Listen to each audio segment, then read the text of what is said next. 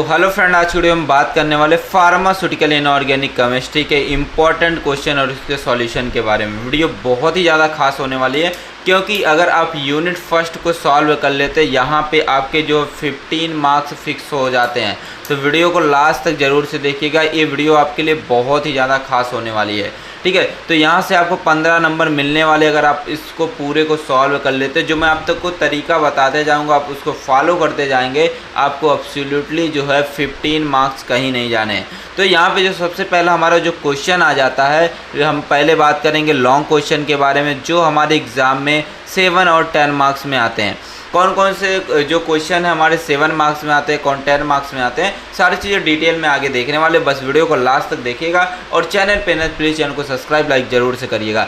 तो यहाँ पे जो हमारा पहला क्वेश्चन आता है बहुत ही धमाकेदार क्वेश्चन है। हर प्रीवियस ईयर क्वेश्चन पेपर में आपको एक क्वेश्चन देखने को मिल जाता है। तो आता हमारा डिफाइन द टर्म इम्प्योरिटी। तो यहाँ पे जो हमारा टर्म इम्प्योरिटी उसको डिफाइन करना है। फिर आगे लिखा है discuss about various sources of impurity in pharmaceutical substances. मतलब कि जो इम्प्योरिटी है, इम्प्योरिटी का क्या क्या सोर्सेज हो सकता है, कहाँ कहाँ से हमारे इम्प्योरिटी आ सकते हैं हमारे फार्मास्यूटिकल सब्सटेंस के अंदर, इसको आपको डिटेल में यहाँ पे लिखनी है। तो आइए बात करते हैं। सबसे पहले लिखेंगे कि इम्प्योरिटी होती क्या, उसकी डिफिनेशन लिखेंगे। डिफिनेशन लिखने के बाद ठीक है, तो आपको जो भी चीज़ें लिखेंगे एग्जाम्पल के साथ लिखेंगे, आपको नंबर बहुत ही अच्छे मिलने वाले हैं। ठीक है, देखिए एग्जाम्पल से आपको समझाऊंगा, जो भी चीज़ें समझाऊंगा ध्यान से समझिएगा और एग्ज़ाम में वैसे ही छाप के आएंगे, आपको पूरा नंबर मिलने वाले हैं। तो यहाँ पे क्या करिएगा, जैसे मान लीजिए कि कोई भी हमारा एग्जाम्पल से पहले घरेलू एग्जाम्पल समझिए। ठीक है, जो घर में यूज होते हैं। जैसे मान लीजिए यहाँ पे आपके पास अच्छा तरीका वाला खाना रखा गया, पूड़ी सब्जी खीर पनीर सारी चीज़ें रखी गई हैं। अब एक खाना जो है अभी क्या है, पूरी तरीके से प्योर खाना है। इस प्योर खाने को अगर आप पाते हैं तो आराम से इसको गटक ले जाते हैं। अब मान लीजिए यहाँ पे कोई जो गंदी वाली मधुमक्खी रहती है, मक्खी रहती है, ये आके कहीं से आपके खाने के अंदर गिर जाती है। जैसे ही खाने के अंदर गिर जाएगी तो आपका खाना खाने योग्य रह जाएगा, नहीं रह जाएगा। अब वो हमारा कैसा हो गया, इम्प्योर खाना हो गया। ठीक है, तो यही हमारा इम्प्योरिटी का कॉन्सेप्ट है।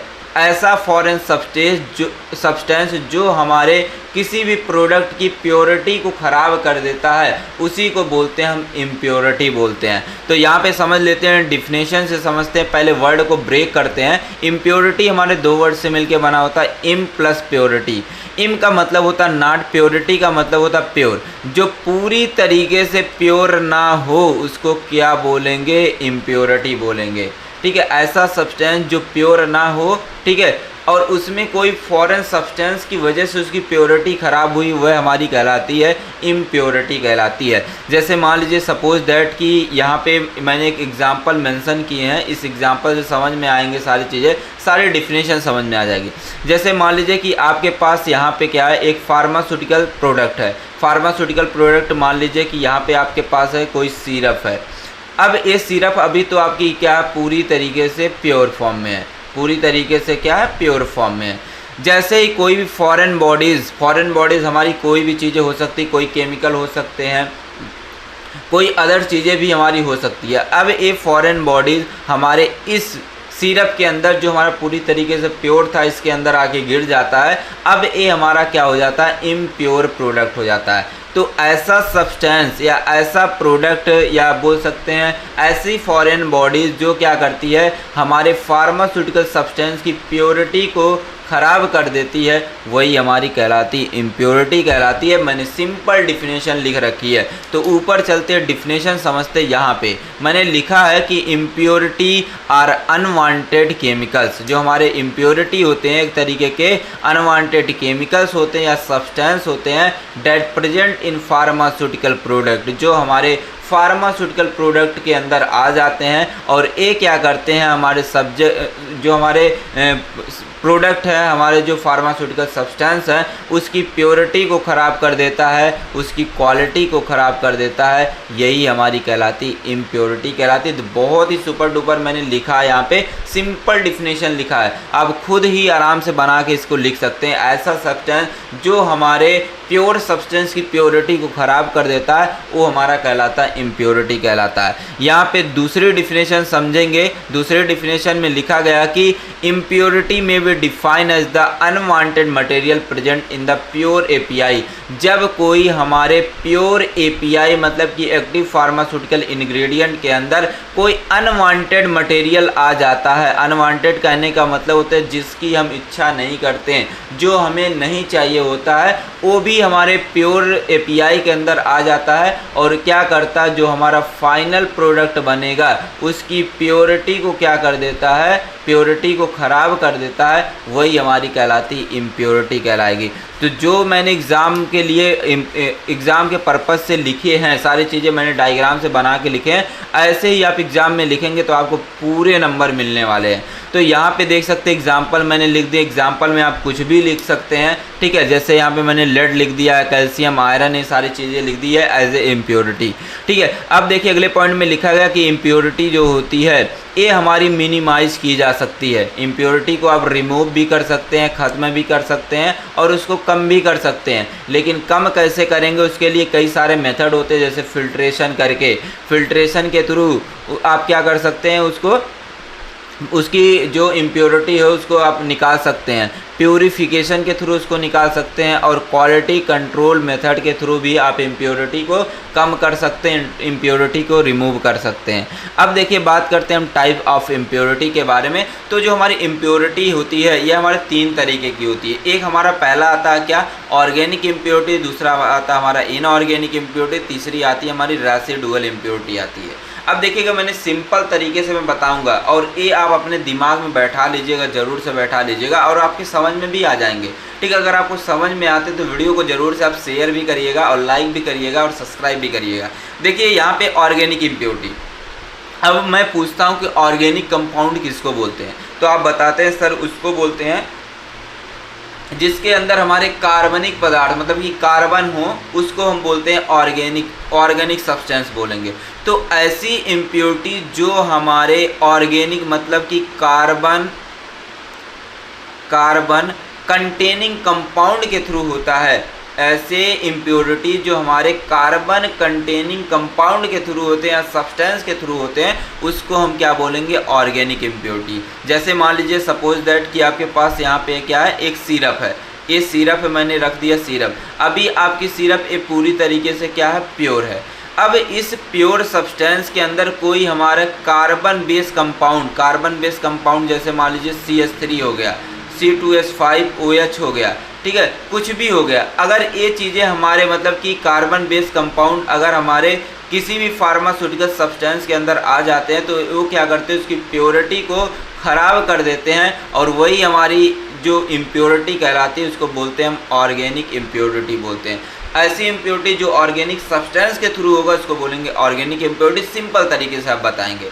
अब देखिए दूसरा लिखा गया कि इनऑर्गेनिक इम्प्योरिटी एक ऐसी इम्प्योरिटी होती है जो हमारे नॉन कार्बन बेस्ड कंपाउंड के थ्रू होता है, नॉन कार्बन बेस्ड कंपाउंड के थ्रू होता है, मतलब कि ऐसे कंपाउंड जिसके अंदर कार्बन नहीं होगा उसके थ्रू होगा, वो हमारे कहलाएगा क्या, हमारे इनऑर्गेनिक कंपाउंड। अब जैसे नॉन कार्बन बेस्ड कंपाउंड में जैसे हमारा NH3 हो गया, अमोनिया हो गया, ठीक है, MgCl हो गया, AgCl हो गया, ठीक है, NaNO3 हो गया, ये सब हमारे क्या कहलाएंगे, नॉन कार्बन बेस कंपाउंड कहलाएंगे। तो इन सब के थ्रू अगर हमारी कोई इम्प्योरिटी आती है उसको बोलते हैं हम इनऑर्गेनिक इम्प्योरिटी बोलेंगे।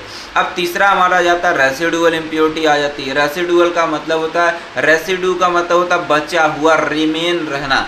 सॉल्वेंट का मतलब होता है जैसे मान लीजिए हमारा वाटर है, वाटर हमारा एज ए सॉल्वेंट है, ठीक है, जो ज़्यादा अमाउंट में यूज होता है उसको बोलते हैं सॉल्वेंट।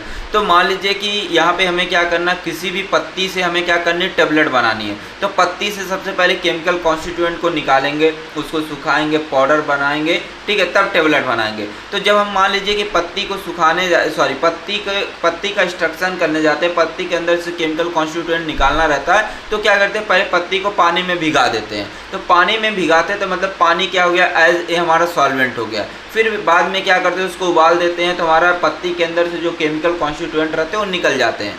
जब निकल जाते हैं फिर क्या करते हैं, उस पानी को आप सुखाते जाते एक ऐसा कंडीशन आता है वो पाउडर फॉर्म में आ जाता है। और उस पाउडर का यूज़ करके हम क्या करते हैं, टेबलेट बना सकते हैं। अब मान लीजिए किसी कारण बस हमारा थोड़ा सा वाटर उसी पाउडर के अंदर रह जाता है और वो क्या करता है, हमारे पूरे पाउडर मतलब कि पूरे जो बाद में बनने वाला टेबलेट उसकी प्योरिटी को ख़राब कर दे रहा है, उसकी सेफ्टी, उसकी क्वालिटी को ख़राब कर दे रहा है। वही हमारा कहलाता है रेसिडुअल सॉल्वेंट। मैंने बोला कि अगर पाउडर के अंदर थोड़ा मोड़ा वाटर रह जाता तो वाटर क्या तरीके का क्या है, हमारा सॉल्वेंट है, और रहना मतलब कि रेसिडुअल होना या तो बोल सकते हैं रिमेन होना, वही कहलाएगा हमारे रेसिडुअल सॉल्वेंट इम्प्योरिटी कहलाती है। अब देखिए एक एक के बारे में हमें समझना है यहाँ पे, ठीक है, एक एक के बारे में करके देखना। एग्जाम में जैसे बता रहा हूँ वैसे ही लिखेंगे, आपको फुल नंबर मिलेंगे, ठीक है। मैं खुद कॉपी चेक करने जाता हूँ, जब जाता हूँ तो देखता हूँ कैसे लोग लिखे रहते हैं। अगर अपने कॉन्सेप्ट में लिखे रहते हैं तो वहाँ पे नंबर देने के चांसेस बढ़ जाते हैं। अब देखिए यहाँ पे पहला आ जाता है हमारा क्या, ऑर्गेनिक इम्प्योरिटी आ जाती है। मैंने अभी बताया था ऑर्गेनिक इम्प्योरिटी इसको बोलते हैं जो हमारे अनवांटेड मतलब जिसकी इच्छा नहीं होती है, मतलब कि जो हम नहीं चाहते हैं, ठीक है ना, अनवांटेड कार्बन बेस कंपाउंड के थ्रू होता है, उसको बोलते हैं हम क्या, ऑर्गेनिक इम्प्योरिटी। जैसे मान लीजिए यहाँ पे कोई हमारा फार्मास्यूटिकल प्रोडक्ट है, ये फार्मास्यूटिकल प्रोडक्ट मान लीजिए कि कोई हमारा सिरप हो सकता है, कोई हमारा सस्पेंशन हो सकता है, कुछ भी हो सकते हैं। तो यहाँ पे हमारा एक तरीके का फार्मास्यूटिकल सब्सटेंस है। इस फार्मास्यूटिकल सब्सटेंस के अंदर अगर कोई इम्प्योरिटी मतलब कि कैसी इम्प्योरिटी, हमारा कार्बन बेस्ड इम्प्योरिटी, जैसे कार्बन बेस हमारा होगा CH3, ए आ गया तो ये क्या करेगा, ये जो हमारा ये फार्मास्यूटिकल सब्सटेंस है इसकी क्या करेगा, क्वालिटी को ख़राब कर देगा, इसकी इफिकेसी मतलब कार्य करने की जो क्षमता है उसको ख़राब कर देगा, और इसकी सेफ्टी को क्या करेगा, पूरी तरीके से ख़राब कर देगा। और यही कहलाती है हमारी ऑर्गेनिक इम्प्योरिटी कहलाती है। तो आई होप आपको इतनी सारी चीज़ समझ में आ गई। अब देखिए अगला लिखा गया कि these impurity are produce during synthesis of drug, मतलब कि जो ऑर्गेनिक इम्प्योरिटी है ये तब प्रोड्यूस होती है, तब पैदा होती है जब हम क्या करते हैं, किसी भी ड्रग को सिंथेसाइज करते हैं, किसी भी दवा का निर्माण करते हैं तब होता है। या क्या करते हैं, जब किसी भी दवा को हम स्टोर करने जाते हैं, कहीं पे अस्थाई रखने जाते हैं, अस्थाई रूप से रखने जाते हैं, तो वो हमारा कहलाता है क्या, ऑर्गेनिक इम्प्योरिटी कहलाती है। मतलब कि ऑर्गेनिक इम्प्योरिटी जब आप ड्रग को बनाएंगे तब आएगी, या क्या करेंगे, ड्रग को स्टोर करेंगे तब हमारी आती है। अब देखिए अगला पॉइंट लिखा गया कि जो हमारी इम्प्योरिटी होती है इसको आइडेंटिफाई करते हैं, मतलब कि जो हमारी ऑर्गेनिक इम्प्योरिटी होती है उसको आसानी से आइडेंटिफाई नहीं किया जा सकता। एक पॉइंट याद रखिएगा, हमेशा याद रखिएगा, ऑर्गेनिक इम्प्योरिटी एक ऐसी इम्प्योरिटी होती है जिसको हम आसानी से आइडेंटिफाई नहीं कर पाते हैं। अब देखिए दूसरा हमारा क्या आ जाता है, इनऑर्गेनिक इम्प्योरिटी आ जाती है। इनऑर्गेनिक इम्प्योरिटी के बारे में समझेंगे, यहाँ पे चलते हैं, ठीक है। अगर आपको पता चल गया जितना मैंने आपको बताया, अगर आपको सारी चीज़ समझ में आ रही तो कमेंट बॉक्स में यस ज़रूर से लिखिएगा, और आप बताइएगा आप किस कॉलेज से हैं या किस यूनिवर्सिटी से हैं ये भी बताइएगा, और आपको किस सब्जेक्ट के क्वेश्चन चाहिए, ठीक है, ये सारी चीज़ें भी बताइएगा।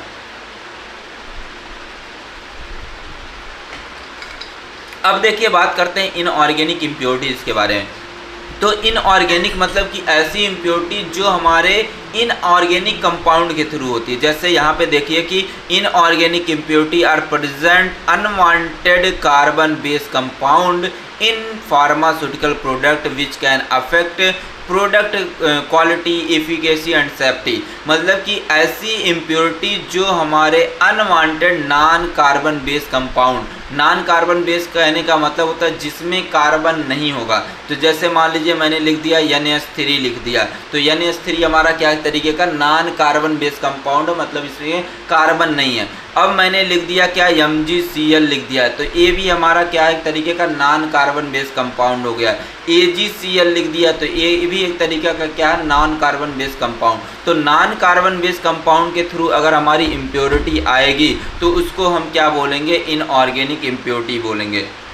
और ये नॉन कार्बन बेस कंपाउंड क्या करते हैं, ड्रग की क्वालिटी को ख़राब कर देंगे, इफिकेसी को ख़राब कर देंगे और उसकी सेफ्टी को ख़राब कर देते हैं। ठीक है, समझ गए इतनी सारी चीज़ें। अब देखिए आगे क्या समझना आपको। अगली पॉइंट में लिखा गया कि जो हमारी इनऑर्गेनिक इम्प्योरिटी है ये तब मतलब आती है, तब प्रोड्यूस होती है जब हम क्या करने जाते हैं, मैन्युफैक्चरिंग प्रोसेस करने जाते हैं। मतलब कि जब हम क्या करेंगे, किसी इक्विपमेंट या मशीन से क्या करेंगे, मेडिसिन को बनाने जाते हैं, मैन्युफैक्चर करने जाते हैं, तो उस दौरान हमारी क्या आती है, इनऑर्गेनिक इम्प्योरिटी आती है। समझ गए यहाँ तक की सारी चीज़ें आप सभी। अब देखिए अगला दिया गया कि हमारी जो इनऑर्गेनिक इम्प्योरिटी है इसको आसानी से आइडेंटिफाई किया जा सकता है। तो आसानी से कैसे आइडेंटिफाई कर सकते हैं, लिमिट टेस्ट के थ्रू। लिमिट टेस्ट के थ्रू आप क्या करते हैं कि जो इनऑर्गेनिक इम्प्योरिटी होती है उसको आसानी से आइडेंटिफाई कर लेते हैं। और ये आगे मिलने वाला वेरी इंपॉर्टेंट, एग्जाम में भी कई सारे लिमिट टेस्ट आते हैं, आगे डिस्कस करने वाले, बस वीडियो को आराम से देखते रहिए। अब तीसरा आता है हमारा रेसिडुअल इम्प्योरिटी आती है। रेसिडुअल का मतलब होता है कि जब स्मॉल अमाउंट में हमारे सॉल्वेंट हैं हमारे फार्मास्यूटिकल सब्सटेंस के अंदर या प्रोडक्ट के अंदर रह जाते हैं, ठीक है, तो वो क्या करते हैं कि उस प्रोडक्ट की प्योरिटी को ख़राब कर देते हैं, उसकी सेफ्टी को ख़राब कर देते हैं और उसकी इफिकेसी को ख़राब कर देते हैं, और वही कहलाते हैं रेसिडुअल सॉल्वेंट इम्प्योरिटी कहलाते हैं। और रेसिडुअल सॉल्वेंट इम्प्योरिटी तब आती है जब हम मैन्युफैक्चरिंग प्रोसेस करते हैं या किसी भी चीज़ का एक्सट्रैक्शन करते हैं। एक्सट्रैक्शन का कहने का मतलब होता है किसी भी प्लांट से हम क्या करते हैं, ड्रग को निकालते हैं, तब हमारा रेसिडुअल इम्प्योरिटी हो सकती है, या जब हम किसी भी दवा को बनाने जाते हैं, सिंथेसाइज करने जाते हैं, तब हमारी आ सकती है। तो मैंने दूसरी भी डिफिनेशन यहाँ पे लिख रखी है, आप अगर ए याद हो जाते ये लिखिए, अगर ए याद हो जाते ए लिख दीजिए। तो यहाँ पे लिखा these are those impurity which the produce during manufacturing process from the solvent. ऐसी इम्प्योरिटी जो हमारे किसी भी सॉल्वेंट की वजह से होती है, और वो क्या करता है, पूरी प्रोडक्ट की जो सेफ्टी होती है, इफिकेसी होती है और उसकी क्वालिटी को खराब कर देता है, वो हमारा कहलाता है रेसिडुअल सॉल्वेंट इम्प्योरिटी कहलाता है। अब देखिए आगे हमारा आ जाता है क्या, सोर्सेज ऑफ इम्प्योरिटी के बारे में। मतलब कि हमारे जो इम्प्योरिटी होती है उसके सोर्स क्या क्या हो सकते हैं, कहाँ कहाँ से हमारी इम्प्योरिटी आने के चांसेस हो सकते हैं। तो सबसे पहले इसमें आ जाता है हमारा रॉ मटेरियल, दूसरा रीजेंट आ जाते हैं, तीसरा प्रोसेस या मेथड यूज़, ठीक है, फिर सॉल्वेंट की वजह से, एटमॉस्फेयर की वजह से, स्टोरेज कंडीशन की वजह से, पैकेजिंग मटेरियल की वजह से, और ह्यूमन एरर मतलब कि मानव की गलतियों की वजह से हमारे भी आते हैं क्या, हमारी जो इम्प्योरिटी आती है। सबसे पहले बात करेंगे रॉ मटेरियल की वजह से क्या कैसे होता है। रॉ मटेरियल का मतलब होता है फ्रेंड कच्चा माल, ठीक है। देखिए जब भी कोई भी चीज़ें बनाने जाते हैं सबसे पहले उसके लिए हमें कच्चा माल लाने पड़ते हैं। जैसे मान लीजिए कि मैंने बोला कि यहाँ पे मुझे एक टेबलेट बनानी, किसकी, नीम की पत्ती के टेबलेट बनानी है। तो सबसे पहले क्या करेंगे, जो नीम रहेगा, नीम का जो प्लांट रहेगा उसकी पत्ती को क्या करेंगे, निकाल लेंगे। निकालने के बाद इसको क्या करते हैं, हम सुखा लेते हैं। सुखाने के बाद क्या करते हैं, मतलब कि ड्राई कर लेते हैं, ड्राई लिखिएगा, ड्राई कर लेते हैं। ड्राई करने के बाद इसको क्या करते हैं, पाउडर फॉर्म में कन्वर्ट कर देते हैं। पाउडर से फिर क्या करते हैं, पंच करके उसको टेबलेट में बना देते हैं। अब देखिए यहाँ पे मैं क्या कर रहा था, मैंने क्या बनाया है, नीम की पत्ती से टेबलेट बनाई है। अब मान लीजिए कि मैं नीम की पत्ती ला रहा था कहीं से, अब उसमें मेरी क्या आ गई, पपीते की पत्ती आ गई, लिप्टस की पत्ती आके गिर गई। अब क्या करेंगे, इससे जब हम टेबलेट बनाएंगे वो हमारा कैसा टेबलेट बनेगा, इम्प्योर टेबलेट बनेगा। तो सबसे पहला सोर्स क्या है, रॉ मटेरियल। रॉ मटेरियल के वजह से भी हमारे क्या होते हैं कि जो फाइनल प्रोडक्ट होते हैं वो कंटामिनेटेड हो जाते हैं, खराब हो जाते हैं। ये हो गया। अब देखिए आगे बात करेंगे, दूसरा हमारा जो आ जाता है, एग्जाम्पल यहाँ से लिख लीजिएगा, आप सभी एग्जाम्पल लिख लीजिएगा।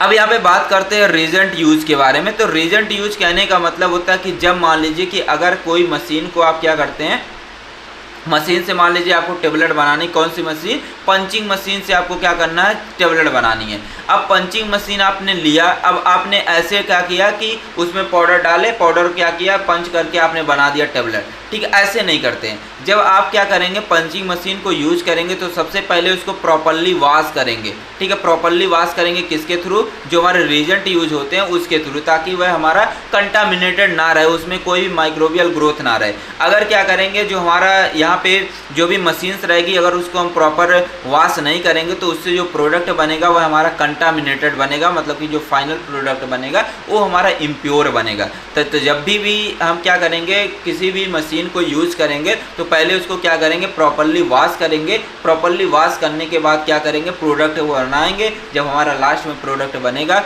वो हमारा फाइनल जो प्रोडक्ट बनेगा अच्छा प्रोडक्ट बनेगा। लास्ट तीसरा हमारा यहाँ पे आता है मैन्युफैक्चरिंग प्रोसेस। मैन्युफैक्चरिंग का मतलब होता है कि जब हम क्या करते हैं, कि हम किसी भी ड्रग को या किसी भी मेडिसिन को बनाने के लिए जाते हैं, किसी भी इंडस्ट्री के अंदर, तो कुछ इम्प्योरिटी ऐसी होती हैं जो हमारे मटेरियल की वजह से आ जाती हैं, ठीक है, मटेरियल की वजह से आ जाती हैं और वो क्या करती है कि हमारे फाइनल प्रोडक्ट को कंटामिनेटेड कर देती है, ख़राब कर देती है। ये आपको इतनी सारी चीज़ें यहाँ पे लिख देनी है।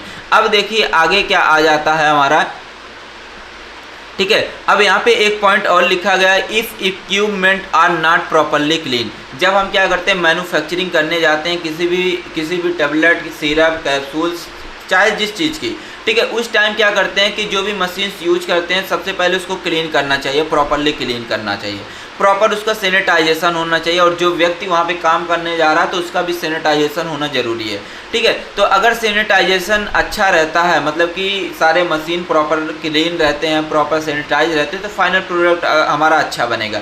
अगर यही मशीन हमारे प्रॉपर क्लीन नहीं रहते हैं, not properly clean and sanitize, तो वो जो हमारा फाइनल प्रोडक्ट बनेगा वो कैसा बनेगा, कंटामिनेटेड बनेगा, ख़राब बनेगा। तो ये भी हमारा हो गया एक तरीके का सोर्स हो गया इम्प्योरिटी का। आगे आता हमारा सॉल्वेंट आता। सॉल्वेंट मैंने अच्छे तरीके से समझाया है, ठीक है। जैसे आप क्या करेंगे, किसी भी चीज़ को बनाने जाते हैं, किसी भी फार्मास्यूटिकल प्रोडक्ट को बनाने जाते हैं, तो उसके लिए क्या करते हैं, आप कोई ना कोई सॉल्वेंट यूज करते हैं। मान लीजिए मैंने यहाँ पे लिया वाटर लिया, ठीक है। अब मान लीजिए कि जब हम क्या किए कि अब वहाँ पे हमें वाटर को रिमूव करना है, वाटर को रिमूव करके हमें फाइनल प्रोडक्ट जो बनाना है, टेबलेट बनानी है, ठीक है। अब टेबलेट बनानी है, अब यहाँ पे ध्यान देना कि हमारा अगर मान लीजिए कुछ अमाउंट में वाटर अगर है, उस पाउडर के अंदर रह जाता तो जो हमारी टेबलेट बनेगी, क्या वो हमारी सही बनेगी, नहीं बनेगी, ख़राब टेबलेट बनेगी। तो ये हमारे सॉल्वेंट की वजह से भी इम्प्योरिटी आ सकती है। अगला दिया गया एटमॉस्फेयर कंडीशन। एटमॉस्फेयर कंटामिनेशन कहने का मतलब होता है, मान लीजिए कि अगर आपको एग्जाम्पल समझिएगा, अगर आपको मैंने बोला कि खाना आपको रोड के किनारे बैठ के खाना है, या जो खाना है आपको रोड के किनारे बैठ के बनाना है, तो क्या आपका खाना अच्छा बनेगा, नहीं बनेगा, क्योंकि धूल कण उड़ेंगे, बैक्टीरिया वैक्टीरिया सारी चीज़ें जाएंगी, तो वो आपका जो खाना बनेगा वो अच्छा नहीं बनेगा। उसी तरीके से जो भी हमारी मेडिसिन बनाई जाती है हमारी इंडस्ट्री के अंदर, वो ऐसी जगह पर बनाई जाती है जहाँ पर प्रॉपर क्या हो रहे, जो हमारा एटमॉस्फेयर रहे वो हमारा प्रॉपर क्या रहे, सैनिटाइज रहे, प्रॉपर जो क्लीन रहे, वहाँ का टेम्परेचर अच्छा रहे, वहाँ पे लाइट प्रॉपर रहे, ठीक है। ऐसी लाइट नहीं होनी चाहिए जो रेडिएशन दे, ऐसी सारी चीज़ें नहीं होनी चाहिए। तो यहाँ पे ध्यान देना कि some impurity come from the atmosphere. ऐसी इम्प्योरिटी मतलब कुछ ऐसी इम्प्योरिटी होती है जो हमारे एटमॉस्फेयर की वजह से आती हैं, और वो क्या कर देती है, हमारे फाइनल प्रोडक्ट को ख़राब कर देती है। जैसे हमारा टेम्परेचर, मान लीजिए कि कोई भी मेडिसिन हमें 25 डिग्री सेल्सियस टेम्परेचर पे बनानी है, अब मैंने क्या कर दिया 37 डिग्री सेल्सियस टेम्परेचर कर दिया, तो हमारा जो फाइनल प्रोडक्ट बनेगा वो कैसा बनेगा, कंटामिनेटेड बनेगा, मतलब ख़राब बनेगा, ठीक है। अब मान लीजिए कि कोई भी हमें मेडिसिन बनानी, उसकी ह्यूमिडिटी जो है मैंने मान लीजिए कि सेट कर दिया 120 सेट कर दिया। अब क्या हुआ कि जो ह्यूमिडिटी है मैंने बढ़ा करके क्या हुआ, मेरे गलती से हो गया 140 हो गया, तो क्या हमारा फाइनल प्रोडक्ट अच्छा बनेगा, नहीं बनेगा। तो हमारे एटमॉस्फेयर की वजह से भी हमारी इम्प्योरिटी के चांसेस रहते हैं। अब देखिए आता है अगला स्टोरेज कंडीशन। अब देखिए स्टोरेज कंडीशन कहने का मतलब होता है, जैसे मान लीजिए कि आप इंसान हैं, अगर आपको भैंस के तबेले में ले जाके सुलाया जाएगा तो क्या आप अच्छे लगेंगे, नहीं लगेंगे, आप बुरे दिखेंगे। तो उसी तरीके से हमारे जो फार्मास्यूटिकल प्रोडक्ट बनाए जाते हैं, ठीक है, तो उनको स्टोर किया जाता है, एक प्रॉपर एरिया में किया जाता है, ठीक है। ऐसी एरिया होनी चाहिए जहाँ पे धूल नहीं होना चाहिए, जहाँ पे इंसेक्ट नहीं होने चाहिए, जहाँ पे एनिमल्स नहीं होने चाहिए, ये सारी चीज़ें नहीं होनी चाहिए। अगर ये सारी चीज़ें रहती हैं तो वो जो हमारा फाइनल प्रोडक्ट जो बन के आया रहेगा वो हमारा क्या हो जाएगा, कंटामिनेटेड हो जाएगा, ख़राब हो जाएगा। तो हमारा स्टोरेज कंडीशन भी एक इम्प्योरिटी के चांसेस लाने का काम करता है, तो एक तरीके का सोर्सेज यह भी है, ठीक है। अगर हमें किसी भी चीज़ को स्टोर करना तो प्रॉपर ऐसे एरिया पे स्टोर करना जहाँ पे कोई धूल ना हो, कोई इंसेक्ट ना हो, कोई एनिमल्स ना हो, कोई पॉल्यूएंट ना हो, मतलब कि जो प्रदूषण फैलाने वाला हो, वो सारी चीज़ें ना हो। ऐसे एरिया पे हमें क्या करना, अपने जो फार्मास्यूटिकल प्रोडक्ट है उसको रखना, ये सारी चीज़ें आपको ध्यान देनी है। अगला आता है पैकेजिंग मटेरियल। पैकेजिंग मटेरियल कहने का मतलब है, अगर मान लीजिए मैंने यहाँ पे टेबलेट बनाई है, अब टेबलेट को हम शीशे के ग्लास के जार में थोड़ी ना पैक करके भेजेंगे, ठीक है। उसको क्या करेंगे, मान लीजिए कुछ ऐसे टेबलेट होते हैं जिसको हम पेपर फॉइल में रख देते हैं, कुछ ऐसे टेबलेट होते हैं जिसको हम एल्यूमिनियम फॉइल में रख देते हैं। तो अलग अलग फार्मास्यूटिकल प्रोडक्ट के लिए अलग अलग पैकेजिंग मटेरियल होने ज़रूरी है। अगर मान लीजिए कि हमें कोई टेबलेट है, ठीक है, जैसे मैं एग्जांपल दूँ बेटनोवेट सी की, बेटनोवेट्सी को किस में रखा जाता है, एल्यूमिनियम की फॉयल में। अब उसको मान लीजिए अगर मैं पेपर की फॉयल में रखता हूँ तो क्या हमारा बेटनोवेट्सी का जो हमारा सेमी सॉलिड फॉर्म है वो क्या हमारा अच्छा रहेगा, सही रहेगा, ठीक है, नहीं रहेगा, क्योंकि वो कंटामिनेटेड हो जाएगा, ख़राब हो जाएगा, जो पेपर होगा उसके साथ हमारा गल जाएगा सारी चीज़ें। तो वो हमारा जो पैकेजिंग मटेरियल भी एक तरीका का इम्प्योरिटी का सोर्स है, जिसको जिस मटेरियल में रखने का मतलब कि कंपेटेबल है उसी में रखना चाहिए, अदरवाइज दूसरे में नहीं रखना चाहिए। अगर हम दूसरे में रखते हैं तो हमारा जो ड्रग है, हमारी जो ड्रग की क्वालिटी है वो क्या हो जाएगी, हमारी डिक्रीज हो जाएगी, ख़राब हो जाएगी। तो यहाँ से सारी चीज़ें लिख लीजिएगा। अब देखिए बात करते हैं यहाँ पे ह्यूमन एरर के बारे में। ह्यूमन एरर के बारे में, ह्यूमन एरर की वजह से भी क्या इम्प्योरिटी आ सकती है। जैसे मान लीजिए कि मुझे टेबलेट बनानी है, 500 की mg की टेबलेट बनानी है पैरासीटामोल की। अब मुझे क्या करना है, यहाँ पे हमें 100 mg मैंने क्या लिया कि जो PCM की मेन API रहती है, API एक्टिव फार्मास्यूटिकल इंग्रेडिएंट, और मैंने क्या किया इसमें 400 mg एक्सिपिएंट डाल के मैंने क्या किया, जो टेबलेट बनाया ये मेरी 500 mg की बन गई। अब मान लीजिए किसी गलती से मैंने 400 API मैंने लिया था, ये तो मैंने लिया, लेकिन जो ड्रग थी API थी ये मैंने ले लिया 120 mg ले लिया। तो जो हमारी फाइनल प्रोडक्ट बनेगी एक ऐसा बनेगा हमारा ख़राब बन जाएगा, जो हम नहीं चाहते हैं वो बन जाएगा, ठीक है। तो यहाँ पे बन गया 520 mg का बन गया, तो ये हम नहीं चाहते थे, यही हमारा क्या हुआ कि बन गया, और ये क्या कर देगा, पूरे फाइनल प्रोडक्ट को ख़राब कर देगा। तो वही लिखा गया some time impurity may be developed due to human error. कुछ ऐसी इम्प्योरिटी होती है जो ह्यूमन की गलतियों की वजह से, ह्यूमन के एरर की वजह से होती है। जैसे रॉन्ग मटेरियल, अगर मान लीजिए मुझे यहाँ पे पैरासीटामोल टेबलेट बनानी थी तो API हम PCM लेते थे। अब मान लीजिए मेरी गलती की वजह से मैंने एसिक्लोफेनेक का API ले लिया, तो हमारा जो हमारा फाइनल प्रोडक्ट बनेगा वो हमारा रॉन्ग बन जाएगा। तो एक तरीका हो गया, यह भी हमारा ह्यूमन एरर हो गया, एक तरीके की इम्प्योरिटी हो गई। अगर मान लीजिए कि हमने कैलकुलेशन गलत किया तब भी हमारी इम्प्योरिटी आ सकती है, रॉन्ग मेजरमेंट किया तब भी हमारी इम्प्योरिटी आ सकती है। अब देखिए बात करते हैं हम माइक्रोबियल कंटामिनेशन के बारे में। माइक्रोबियल कंटामिनेशन का मतलब होता है कि जब माइक्रो ऑर्गेनिज्म जैसे बैक्टीरिया, फंगस, ये सारी चीज़ अगर हमारे मेडिसिन के अंदर इंटर कर जाती हैं, आ जाती हैं, तो ये क्या कर देती हैं, हमारे जो फाइनल प्रोडक्ट होते हैं उसको कंटामिनेटेड कर देते हैं, ख़राब कर देते हैं, ठीक है। अब देखिए आगे आता है इफ़ेक्ट ऑफ इम्प्योरिटी। हमारी जो इम्प्योरिटी है ये हमारे फार्मास्यूटिकल प्रोडक्ट पे क्या क्या इफ़ेक्ट डाल सकती है। सबसे पहला क्या है कि हमारा रिड्यूस इफेक्टिवनेस, मतलब कि जो हमारी मेडिसिन है उसके जो कार्य करने की जो क्षमता वो क्या करेगा, कम कर देगा। अगर इम्प्योरिटी है किसी भी प्रोडक्ट के अंदर, अगर इम्प्योरिटी है तो ड्रग की इफिकेसी जो है वो हमारी कम हो जाएगी। दूसरा है कि हार्मफुल रिएक्शन हो सकते हैं। अगर मान लीजिए कि मुझे कोई भी चीज़ें बनानी, मैंने गलती से दूसरा केमिकल डाल दिया तो कोई हार्मफुल रिएक्शन हो सकते हैं, ब्लास्ट भी हो सकते हैं, ठीक है, कई सारी चीज़ें हो सकती है। एलर्जिक रिएक्शन भी हो सकते हैं इम्प्योरिटी की वजह से, और ड्रग की स्टेबिलिटी भी डिक्रीज हो सकती है। ये सारी चीज़ें हो गई, ठीक है। पहला क्वेश्चन आपने कर लिया पूरी तरीके से सॉल्व। अगर आपके कोई भी डाउट्स होते हैं आप कमेंट बॉक्स में ज़रूर से बताइएगा, आपके मैं आंसर ज़रूर से दूंगा। तो आप सभी एक बार मैं फिर से कहूँगा कि लाइक ज़रूर से कर दीजिएगा, सब्सक्राइब कर दीजिएगा। आपकी सपोर्ट की वजह से ही क्या है आज मैं ऐसा काबिल हो गया हूँ कि आपको रात रात जग के वीडियो बनाना पड़ रहा है, ठीक है। तो आपके प्यार ने, आपके दुलार ने मुझे ऐसा बना दिया है कि आपके लिए अगर मैं ना सोऊं, ठीक है, आपके जब तक एग्ज़ाम ना हो तो कोई दिक्कत मुझे नहीं होने वाली, क्योंकि आपका इस आशीर्वाद, आपके घर वालों का आशीर्वाद है, ठीक है, मुझे कुछ नहीं होने वाले, ठीक है। बस आप अच्छे से पढ़ाई करते रहे, एग्ज़ाम में अच्छे नंबर लाइए, और अपने साथ साथ का भी नाम करिए, मेरे चैनल का भी नाम करिए, और अपने मम्मी पापा का भी नाम करिए, ठीक है, और अपने कॉलेज का भी नाम करिए। कॉलेज आपका जो है उसका तो सबसे पहले नाम करिए, क्योंकि आपको डिग्री वहीं से मिलेगी। मेरे से डिग्री नहीं मिल सकती आपको, बस मेरे से क्या मिल सकती है, नॉलेज मिल सकती है, ठीक है। डिग्री आपके कॉलेज से ही मिलेगी।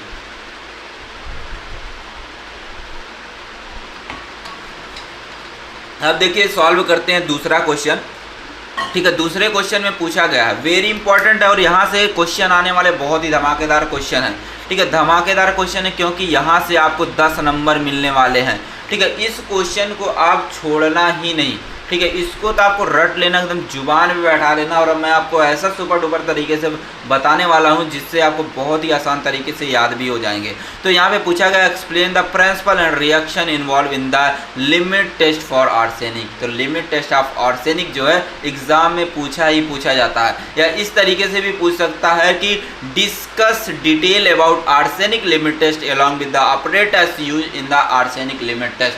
आर्सेनिक लिमिट टेस्ट में कौन सा ऑपरेटर्स यूज होता है उसको पूरा आपको डिस्क्राइब करना है, उसके बारे में लिखना है, और आर्सेनिक लिमिट टेस्ट क्या होता है उसके बारे में आपको डिटेल में लिखनी है। तो या ऐसे भी पूछ सकता है गडजिट ऑपरेटर्स वाला जो लिमिट टेस्ट है उसको एक्सप्लेन करिए। अभी मैं आपको बताने वाला हूँ किस तरीके से और पूछ सकता है। जैसे यहाँ पे लिखा गया है गडजिट टेस्ट भी पूछ सकता है। What is Gutzeit test write the principle and reaction involve in the limit test for Gutzeit test. इस तरीके से भी एग्जाम में पूछा जा सकता है, कुछ भी पूछ सकता बना करके, लेकिन आपको लिखने चीज़ें क्या है, यही वाली चीज़ लिखनी है।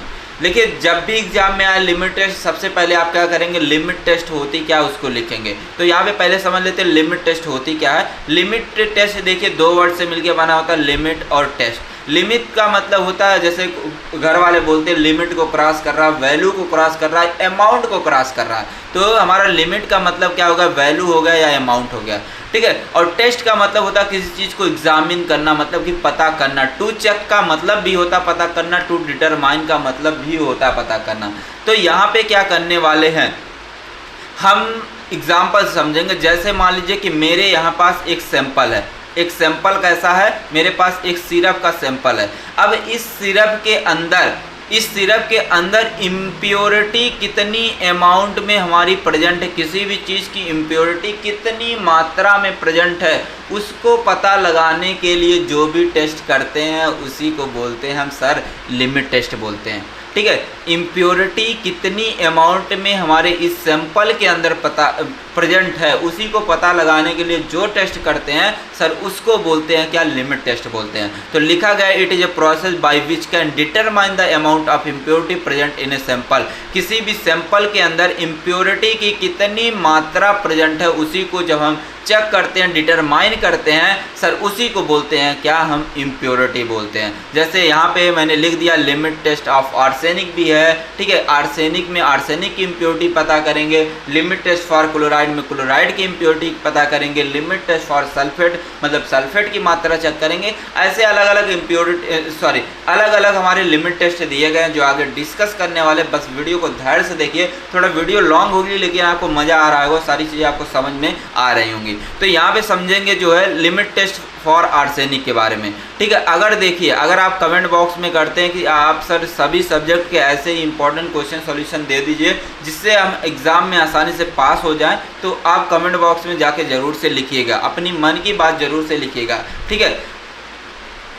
अब देखिए बात करते हैं, आपको एक चीज़ बता देते हैं। अगर आपको ये वाली नोट चाहिए तो आप मुझे मैसेज कर सकते हैं 8874322747 पे मुझे मैसेज कर देंगे तो मैं आपको बता दूंगा आपको नोट्स कैसे डाउनलोड करने हैं। या आप जाकर ट्रिक फार्मेसी ऐप डाउनलोड कर लीजिए, ट्रिक फार्मेसी सर्च कीजिएगा जाके आप प्ले स्टोर पे, वहाँ पे आपको मिल जाएगा ट्रिक फार्मेसी का ऐप मिल जाएगा, ठीक है। जैसा आपको लोगो यहाँ पे दिख रहा है उस तरीके से, तो आप ऐप को डाउनलोड कर लीजिएगा और आपको सारी चीज़ें वहाँ पे मिल जाएंगी, ठीक है। तो आइए बात करते हैं यहाँ पे लिमिट टेस्ट फॉर आर्सेनिक के बारे में। जो हमारा लिमिट टेस्ट फॉर आर्सेनिक होता है इसको हम गडजिट टेस्ट भी बोलते हैं, तो इस नाम से भी एग्जाम में पूछा जाता है। अब गडजिट टेस्ट क्यों बोलते हैं, क्योंकि इसमें गडजिट ऑपरेटर्स यूज होता है, ठीक है, इसलिए इसको बोलते हैं गडजिट टेस्ट भी बोलते हैं। अब देखिए जो हमारा लिमिट टेस्ट फॉर आर्सेनिक होता है, इसमें हम क्या करते हैं, जो आर्सेनिक की इम्प्योरिटी किसी भी सैंपल के अंदर कितनी मात्रा में प्रेजेंट है, जब हम उसको पता करते हैं, चेक करते हैं, उसी को बोलते हैं हम लिमिट टेस्ट फॉर आर्सेनिक बोलते हैं। तो यहाँ पे डिफिनेशन बहुत ही सुपर डुपर लिखा गया है कि limit test of arsenic check how much arsenic impurity present in a sample. किसी भी सैंपल के अंदर आर्सेनिक की कितनी इम्प्योरिटी प्रेजेंट है, जब हम उसके बारे में पता लगाते हैं, जिसके हेल्प से पता लगाते हैं, उसको बोलते हैं लिमिट टेस्ट फॉर आर्सेनिक बोलते हैं। या इस तरीके से भी डिफिनेशन लिख सकते हैं, मैंने और करके लिखा है, जो आपको डिफिनेशन भैया अच्छा लगे आप वही डिफिनेशन एग्जाम में छाप दीजिएगा। तो लिखा it is a laboratory test, मतलब कि जो जो लिमिट टेस्ट फॉर आर्सेनिक होता है एक तरीके का लेबोरेटरी टेस्ट होता है, मतलब कि इसको लैब में परफॉर्म किया जाता है, used to determine the presence of amount of arsenic in an organic substance. किसी भी इनऑर्गेनिक सब्सटेंस के अंदर आर्सेनिक की कितनी मात्रा प्रेजेंट है, जब उसको हम पता करते हैं, डिटरमाइन करते हैं, उसको बोलते हैं हम लिमिट टेस्ट फॉर आर्सेनिक बोलते हैं। अब देखिए एक बात ध्यान से सुनिएगा, माइंड में बैठा लीजिएगा, limit test for arsenic very important है ही। क्यों है? क्योंकि इसमें गडजिट ऑपरेटर्स यूज किया जाता है इसलिए। और सबसे बड़ा दूसरा रीजन है कि आर्सेनिक को पता लगाना बहुत ही जरूरी है। किसी भी सैंपल के अंदर अगर मान लीजिए आर्सेनिक की इम्प्योरिटी रहती है और अगर उस आर्सेनिक को अगर आप बार बार लेते हैं तो आपके बॉडी के अंदर कैंसर हो सकते हैं, इसलिए लिमिट टेस्ट फॉर आर्सेनिक बहुत ज़्यादा इंपॉर्टेंट है। अगर जब भी आप लैब में परफॉर्म करने जाएँ लिमिट टेस्ट फॉर आर्सेनिक, तो आप प्रॉपर ग्लव्स पहने, प्रॉपर मास्क लगाएं, ठीक है, सारी चीज़ें पूरी बॉडी कवर करके ही जाएं, क्योंकि अगर आप बार बार आर्सेनिक को जाकर टच करते तो आपको स्किन कैंसर भी हो सकते हैं। तो ये चीज़ें याद रखिएगा, इसलिए हमारा लिमिट टेस्ट फॉर आर्सेनिक जो है एग्जाम पर्पज़ के लिए वेरी इंपॉर्टेंट है। अब देखिए पर्पज़ क्या है, मतलब कि लिमिट टेस्ट फॉर आर्सेनिक हम क्यों कर रहे हैं? हम इसलिए कर रहे हैं क्योंकि हमारे इनऑर्गेनिक सब्सटेंस की अगर आर्सेनिक की इम्प्योरिटी प्रेजेंट है उसको हम क्या कर सके, कंट्रोल कर सके, उसको मिनिमाइज कर सके, इसलिए हम लिमिट टेस्ट फॉर आर्सेनिक कर रहे हैं। ये चीज़ें ध्यान रखिएगा। अब देखिए बात करते हैं principle of limit test for arsenic. बहुत ही सिंपल तरीके से बताऊंगा, बस ध्यान से समझिएगा सारी चीज़ें। यहाँ पे देख लीजिए प्रिंसिपल लिखा गया। प्रिंसिपल का मतलब होता है किसी भी चीज़ को शॉर्ट फॉर्म में कहना, उसी को बोलते हैं हम प्रिंसिपल कहते हैं। तो हमारा जो लिमिट टेस्ट फॉर आर्सेनिक होता है वह हमारे किस प्रिंसिपल पे बेस होता है? इसमें क्या होता है कि एक होती है हमारी arsine gas. Arsine gas react करती है हमारे मर्क्यूरी क्लोराइड के साथ और बनाती है डाई आर्सिनो मरकरी बनाती है, और इसी के वजह से हमारा जो है येलो कलर आता है। और येलो कलर जैसे आता है मैं बता देता हूँ, देखिए कि इसमें जो है आर्सेनिक की इम्प्योरिटी क्या है, प्रेजेंट है। बस इतनी ही चीज़ें आपको ध्यान देनी है और यही सारी चीज़ें यहाँ पे लैंग्वेज में बना करके लिखी गई। अभी आर्सिन गैस कैसे बनेगी सारी चीज़ें मैं बताने वाला हूँ, बस ध्यान से वीडियो को देखते रहिए। आइए समझते हैं, यहाँ पे चलते हैं, थोड़ा रिक्वायरमेंट के बारे में बता देते हैं। मतलब कि जब आप लिमिट टेस्ट फॉर आर्सेनिक करने जाएंगे उसमें आपको क्या क्या चीज़ें चाहिए होती है।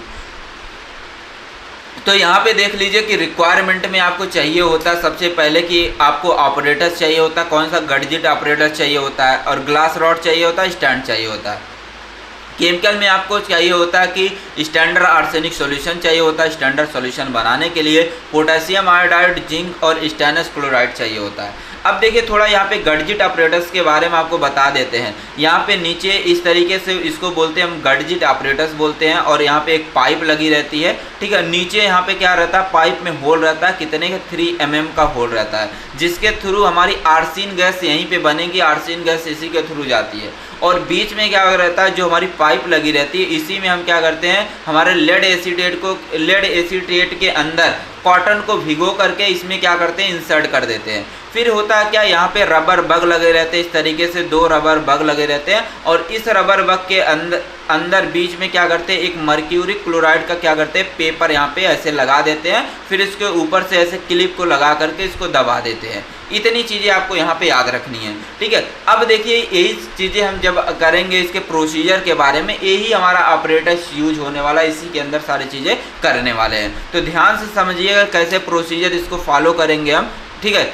यहाँ पे देख लीजिए, ठीक है। एक हमारा और इसमें केमिकल यूज होता है, standard HCl and lead acetate की भी ज़रूरत पड़ती है, ठीक है। Standard HCl and lead acetate की ज़रूरत पड़ती है। अब देखिए बात करते हैं प्रोसीजर के बारे में। प्रोसीजर कैसे करेंगे, तो सबसे पहले क्या बनाएंगे, आप स्टैंडर्ड सॉल्यूशन बनाएंगे। स्टैंडर्ड सॉल्यूशन बनाने के लिए क्या करेंगे, सबसे पहले आपको लेने पड़ेंगे गडजिट ऑपरेटर्स लेने पड़ेंगे। इस तरीके से आप गडजिट ऑपरेटर्स को मैं यहाँ पे बना देता हूँ, ठीक है। गडजिट ऑपरेटर्स को मैं बना देता हूँ। देखिए अलग अलग जगह पे अलग अलग डायग्राम मिलेंगे, तो जो डायग्राम आपको इजी लगेगा आपको वही डायग्राम छाप देने एग्जाम में, ठीक है। जो आपको इजी लगेगा, चाहे बुक की लगेगी, चाहे मेरी यहाँ पे जो मैंने बनाया है वो आपको लगेगी, जो आपको ठीक लगे वो आप बना दीजिए, ठीक है। तो मैंने इस तरीके से बना दिए। ये नीचे गडजिट ऑपरेटर्स हो गया, ये हमारी जो बीच में पाइप लगी है, ये हमारे 2 रबर के बग लगे हैं। इस तरीके से मैंने एक चिमटी जैसा लगा दिया, और बीच में मैंने क्या लगा दिया, एक पेपर लगा दिया, मर्क्यूरी क्लोराइड का पेपर मैंने इस तरीके से लगा दिया। इतनी चीज़ें आपने कर लिया। अब देखिए करते कैसे हैं, ठीक है। सबसे पहले नंबर ए क्या लेंगे, ए वाला गडजिट ऑपरेटर्स ले लेंगे, मतलब कि पहला 2 इसमें लेना पड़ते हैं, एक टेस्ट सॉल्यूशन के लिए, एक स्टैंडर्ड सॉल्यूशन के लिए। हम स्टैंडर्ड सॉल्यूशन बना रहे हैं तो यहाँ पे हमने ए वाला क्या कर लिया, ले लिया। अब क्या करेंगे, इसके अंदर 2 ml हम क्या करेंगे, स्टैंडर्ड आर्सेनिक सॉल्यूशन को 2 ml इसके अंदर डाल लेंगे। 2 ml डालने के बाद फिर उसी के अंदर 2 ml क्या करते हैं, हम HCl डाल लेते हैं इसी गडजिट ऑपरेटर्स के अंदर। फिर इसके अंदर क्या करेंगे, 1 ml डालते हैं पोटेशियम आयोडाइड, फिर क्या करते हैं 5 ml डालते हैं स्टेनस क्लोराइड डालते हैं, फिर इसी के अंदर जो है 10 ग्राम ग्रेनुलेटेड जिंक डालेंगे। अब क्या करेंगे, इसको 5 मिनट के लिए ऐसे छोड़ देते हैं, मतलब पहले ग्लास रॉड से मिक्स करने के बाद 5 मिनट के लिए छोड़ देते हैं। 5 मिनट के लिए छोड़ देते हैं। अब इसके अंदर बनती है क्या, आर्सीन गैस बनती है, आर्सीन गैस बनेगी। अब ये आर्सीन गैस क्या करती है, इस होल के थ्रू, जो 3 mm का होल था, इस होल के थ्रू इस पाइप के अंदर जाएगी। अब इस पाइप के अंदर जाएगी। अब यहाँ पे लेड एसीटेट का इस तरीके से कॉटन भिगो करके लगाया जाता है। अब क्या करेगी, जो आर्सीन गैस है ये हमारी पास करते हुई जाएगी किसके थ्रू, इस हमारे लेड एसीटेट के कॉटन को पार करके जाएगी। अब पहुंच गई, जो हमारे मर्क्यूरी क्लोराइड का पेपर लगा रहता है यहाँ पे पहुंच जाएगी और इससे रिएक्ट करके बनाती है डाई आर्सेनो मरकरी बनाती है, और जिसके वजह से यहाँ पे हमें येलो कलर दिखाई देता है, और जिससे हम पता लगा लेते हैं कि इसमें हमारी आर्सेनिक की इम्प्योरिटी क्या है, प्रेजेंट है। इतनी सारी चीज़ें आपको करनी है। अब इसी तरीके से आपको क्या करने हैं, जो आपको बनाने हैं टेस्ट वाले सॉल्यूशन, पहले स्टैंडर्ड सॉल्यूशन बनाते हैं, तब उसके बाद टेस्ट वाला सॉल्यूशन बनाते हैं, फिर क्या करते हैं, दोनों का कंपैरिजन करवाते हैं। ठीक है, ये चीज़ें आपको ध्यान रखनी है। तो मैं क्या करूँगा, मैं सिंपल तरीके से ऐसे बना दे रहा हूँ, आपको ध्यान देना है। मैंने जैसे गडजिट ऑपरेटर्स बनाए तो वैसे ही आपको बनाना है। तो आपको दूसरा गडजिट ऑपरेटर्स ले लेना, इस तरीके से दूसरा मैंने गडजिट ऑपरेटर्स यहाँ पे ले लिया। ठीक है, इस तरीके से गडजिट ऑपरेटर दूसरा मैंने ले लिया। अब इसके अंदर क्या करेंगे, आप क्या करेंगे, कुछ अमाउंट में जो टेस्ट सॉल्यूशन रहेगा, मतलब कि जिसमें हमें आर्सेनिक की इम्प्योरिटी चेक करनी है। जैसे मान लीजिए मेरा कोई सिरप है, इस सिरप के अंदर आर्सेनिक की इम्प्योरिटी है कि नहीं है, ये मुझे चेक करना है। अब कुछ अमाउंट में सैंपल क्या करूँगा, इसी गडजिट ऑपरेटर्स के अंदर डाल लूँगा। फिर क्या करूँगा, HCl को डाल लूँगा, फिर 1 ml पोटेशियम क्लोराइड को, 5 ml स्टेनस क्लोराइड को, फिर 10 ग्राम ग्रेनुलेटेड जिंक को डाल लूँगा। मतलब कि यहाँ पे ध्यान देना, एक इम्पॉर्टेंट थिंग्स है, इम्पॉर्टेंट बात है कि आपको जो पहली लाइन है इसी पे फोकस करनी है। मतलब कि अगर स्टैंडर्ड सॉल्यूशन बनाएंगे आपको स्टैंडर्ड आर्सेनिक सॉल्यूशन लेंगे, अगर टेस्ट सॉल्यूशन बनाएंगे तो आपको टेस्ट सॉल्यूशन लेने हैं, यही आपको ध्यान देने हैं। और बकिया जो चीज़ें नीचे लिखी गई हैं सेम टू सेम दोनों में वही चीज़ें लिखी गई हैं। तो अगर आप एक याद कर लेते हैं दोनों आपके याद हो जाते हैं। ठीक है, वही सारी चीज़ें लिखनी है आपको, मैं दोबारा नहीं बताऊंगा, आप समझ लीजिए। यहाँ पे वीडियो को पॉज करके देख लीजिएगा ना, वीडियो बहुत लॉन्ग हो जाएगी, फिर आप वीडियो को देखेंगे नहीं पूरा, तो फिर आपको एग्जाम में अच्छे नंबर नहीं मिलेंगे। समझ गए। अब देखिए मैंने मान लीजिए कि एक स्टैंडर्ड सॉल्यूशन मैंने ए वाला बनाया था और टेस्ट वाला सॉल्यूशन मैंने ए वाला बनाया था। अब देखिए यहाँ पे जो हमारा स्टैंडर्ड सॉल्यूशन है ये हमारा ज़्यादा टर्बिड है, ज़्यादा येलो है, और हमारा मतलब कि ज़्यादा येलो है किसके कंपेयर में, टेस्ट वाले के कंपेयर में। तो हमारा जो लिमिट टेस्ट होता है वह क्या हो जाता है, यहाँ पे पास हो जाता है, लिमिट टेस्ट पास हो जाता है। तो लिखा है कि if the yellow colour test solution less than standard solution, अगर हमारा टेस्ट वाला सॉल्यूशन जो होता है स्टैंडर्ड के कंपेयर में कम पीला दिखाई देता, कम येलो दिखाई देता है, तो हमारा लिमिट टेस्ट पास हो जाता है। अगर क्या हो जाता है, इसी का उल्टा हो जाता है, स्टैंडर्ड वाला हमारा क्या हो जाता है, कम हो जाता है, और टेस्ट वाला ज़्यादा हो जाता है, तो हमारा लिमिट टेस्ट क्या हो जाता है, फेल हो जाता है। ये आपको ध्यान देने हैं। ये आपने लिमिट टेस्ट फॉर आर्सेनिक मैंने बता दिया कैसे कैसे होते हैं। अब देखिए अगला क्वेश्चन आता है क्वेश्चन नंबर सी। अगर आपको क्वेश्चन नंबर ए बी दोनों अच्छे तरीके से समझ में आ गया होगा, कमेंट बॉक्स में जाके लिख दीजिएगा सर सारी चीज़ें आपकी समझ में आ रही है, कोई भी डाउट्स मुझे नहीं है। अगर आपके कोई भी डाउट्स भी रहते हैं तो कमेंट बॉक्स में ज़रूर से बताइएगा। यहाँ पे बात करते हैं, देखते हैं लिखा गया है डिस्कस इन डिटेल, लिखा गया discuss in detail about the iron limit test. Iron limit test होती क्या है, या एग्जाम में ऐसे भी पूछ सकता है discuss in detail about chloride limit test या सल्फेट लिमिट टेस्ट। इन तीनों लिमिट टेस्ट, मतलब कि यहाँ पे मैंने 3 लिमिट टेस्ट लिख दिए हैं, आयरन का भी लिख दिया है, क्लोराइड का भी लिख दिया, सल्फेट का लिख दिया। अब कोई भी एग्जाम में आ सकता है, लेकिन जो हमारा आर्सेनिक है कोई आए या ना आए वो आना तय है। ठीक है। और देखिए जो क्लोराइड का और जो सल्फेट का लिमिट टेस्ट है, इसके प्रिंसिपल भी 2 नंबर में आने तय हैं, ठीक है। इसको भी आप ध्यान से समझिएगा। तो यहाँ पे सबसे पहले मैं आपको समझाना चाहूँगा लिमिट टेस्ट फॉर क्लोराइड, क्योंकि क्लोराइड ज़्यादा इंपॉर्टेंट है, आर्सेनिक के बाद क्लोराइड वाला ज़्यादा इंपॉर्टेंट है, ये आपको समझना है। तो यहाँ पे सबसे पहले बात करूँगा लिमिट टेस्ट फॉर क्लोराइड के बारे में। तो यहाँ पे अगर हम लिमिट टेस्ट फॉर क्लोराइड कर रहे हैं तो सबसे पहले आप लिखेंगे कि लिमिट टेस्ट होता क्या है, जो कि मैंने ऊपर बता दिया आपको क्या होती है, डिफिनीशन सारी चीज़ें मैंने बता के रखी है। तो यहाँ पे क्या करेंगे, सबसे पहले लिखेंगे कि लिमिट टेस्ट होता क्या है, मैंने बता दिया। अब लिखेंगे लिमिट टेस्ट फॉर क्लोराइड होता क्या है। तो लिमिट टेस्ट फॉर क्लोराइड हम क्या करते हैं, इसकी हेल्प से जो क्लोराइड की इम्प्योरिटी हमारे सैंपल के अंदर कितनी मात्रा में प्रेजेंट है उसको चेक करते हैं, उसी को बोलते हैं लिमिट टेस्ट फॉर क्लोराइड बोलते हैं। अब लिमिट टेस्ट जो लिमिट टेस्ट फॉर क्लोराइड है, इसका जो मेनली काम है, इसका जो पर्पज़ है कि जो हमारे इनऑर्गेनिक सब्सटेंस के अंदर जो क्लोराइड की इम्प्योरिटी है उसको कंट्रोल करना, उसको मिनिमाइज करना, यही हमारा सबसे बड़ा एम है, यही हमारा सबसे बड़ा गोल है लिमिट टेस्ट फॉर क्लोराइड का करने का, ठीक है। अगर किसी भी सैंपल के अंदर, किसी भी इनऑर्गेनिक सब्सटेंस के अंदर अगर क्लोराइड की इम्प्योरिटी है तो उसको क्या करेंगे, कम करेंगे, उसको मिनिमाइज करेंगे, उसको कंट्रोल करेंगे, ये सबसे बड़ा हमारा एम है।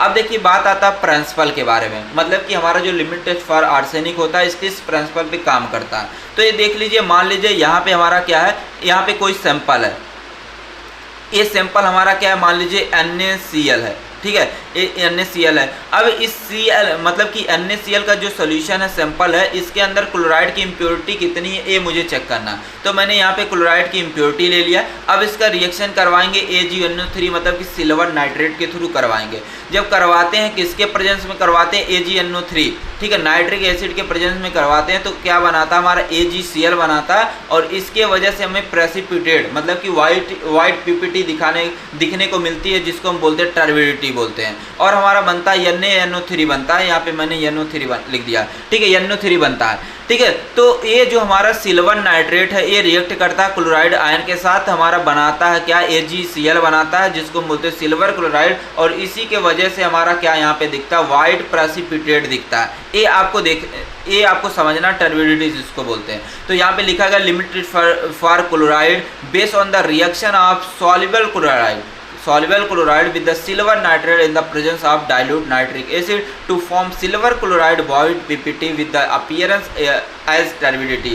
मतलब कि जब जो हमारे सॉल्युबल क्लोराइड हैं ये हमारे सिल्वर नाइट्रेट के साथ रिएक्ट करते हैं, किसके प्रेजेंस में, नाइट्रिक एसिड के प्रेजेंस में, तो हमारे बनाते हैं सिल्वर क्लोराइड बनाते हैं, और इसी के वजह से हमें क्या दिखाई देता है, वाइट पीपीटी या टर्बिडिटी देखने को हमें मिलती है। आगे चीज़ें समझ में आएंगी, बस आप आराम से वीडियो को देखते रहिए, ठीक है। अब देखिए रिक्वायरमेंट के बारे में, मतलब कि जब आप लिमिट टेस्ट फॉर क्लोराइड करने जाएंगे तो क्या क्या चीज़ें आपको चाहिए होती है। एक आपके पास नेशनल सिलेंडर होना चाहिए जो इस तरीके से होता है, इसमें 2 मार्क होते हैं, ठीक है, एक हमारा 25 लिखा रहता है, एक हमारा 50 लिखा रहता है, ये आपको ध्यान देने हैं। और एक ग्लास रॉड होना चाहिए जो इस तरीके से होता है, और एक हमारा स्टैंड होना चाहिए जो इस तरीके से होता है, जिसमें क्या करते हैं, नेशनल सिलेंडर को इस तरीके से होल्ड करके रखते हैं ताकि हमारा नेशनल सिलेंडर ये हमारे गिरे ना, ठीक है, इसके अंदर का केमिकल गिरे ना, इसलिए हम क्या करते हैं, इस तरीके से इसमें रख देते हैं। अब देखिए बात करते हैं, ठीक है, केमिकल के बारे में, कौन कौन से केमिकल इसमें यूज होते हैं। तो इसमें केमिकल यूज होने वाले हमारे क्या, डाइल्यूट HNO3 यूज होने वाले हैं 10% का, ठीक है। फिर हमारा सिल्वर नाइट्रेट यूज होगा 5% का, और हमारे सोडियम क्लोराइड यूज होंगे, ठीक है, सोडियम क्लोराइड इसमें यूज होने वाला। अब यहाँ पे देखिए कैसे सॉल्यूशन बनाते हैं, मैंने यहाँ पे लिख दिया, इसको आप बना करके लिख सकते हैं, ठीक है। अब देखिए बात करेंगे प्रोसीजर के बारे में, मतलब कि कैसे हम लिमिट टेस्ट फॉर क्लोराइड कैसे करेंगे लैब में जाके। तो सबसे पहले क्या करना, 2 आपको लेने नेशनल सिलेंडर। सबसे पहले नेशनल सिलेंडर हम लेंगे A वाला नेशनल सिलेंडर, ठीक है, यहाँ पे नेशनल सिलेंडर A मैंने क्या किया, ले लिया। अब इस A नेशनल सिलेंडर में सबसे पहले क्या करेंगे, 1 ml जो क्लोराइड कंटेनिंग स्टैंडर्ड सॉल्यूशन है उसको क्या करेंगे, इसके अंदर हम ट्रांसफ़र कर लेंगे, डाल लेते हैं। फिर इसी के अंदर क्या करते हैं, हम 10 ml डालते हैं, डाइल्यूट HNO3 डालते हैं। डाइल्यूट HNO3 इसलिए डालते हैं क्योंकि ये क्या करता है, एसिडिक मीडियम प्रोवाइड करता है। HNO3 मैंने डाल लिया। फिर क्या करेंगे, इसके अंदर हम डालते हैं डाइल्यूट, मतलब कि इसका डाइल्यूशन करते हैं, कैसे करते हैं, 50 ml वाटर को ऐड करके। तो क्या करेंगे, 50 ml वाटर को क्या करेंगे, डाल के ऐड करेंगे। फिर क्या करेंगे, इसके अंदर हम 1 ml 0.1 मोलर का AgNO3 डालेंगे। AgNO3 मैंने डाल दिया।